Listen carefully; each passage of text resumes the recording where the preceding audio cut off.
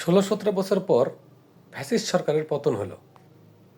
আর এই 16-17 বছরে তাদের অত্যাচারে নির্যাতিত, নিষ্পেষিত, বিশেষ করে বিএনপি নেতাকর্মীরা তাদের প্রতিশোধমূলক আওয়ামী লীগ নেতাকর্মীদের বাড়ি ভাঙচুর করেছে।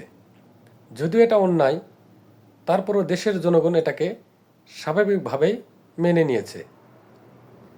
কিন্তু এর ভিতর যখন কোনো হিন্দু নেতাকর্মী পড়ে গেছে, সেই হিন্দু নেতা তখন নিজেকে সংখ্যালঘু হিসাবে দাবি করতেছে। আরে ভাই, আপনি কেন আর সংখ্যালঘু হয়ে গেলেন? যখন আওয়ামী লীগ ক্ষমতায় ছিল তখন তো ক্ষমতার অনেক ঝাল দেখিয়েছেন, তখন তো কখনো নিজেকে সংখ্যালঘু ভাবেননি। তবে আজ কেন নিজেকে সংখ্যালঘু ভাবতেছেন? এদেশের জনগণ কি বোঝে না আপনারা কি বোঝাতে চান আর আপনারা কি করতে চান? তাই নিজেকে সংখ্যালঘু পরিচয় না দিয়ে নিজেকে বাংলাদেশি পরিচয় দিন, বাংলাদেশি হয়ে উঠুন।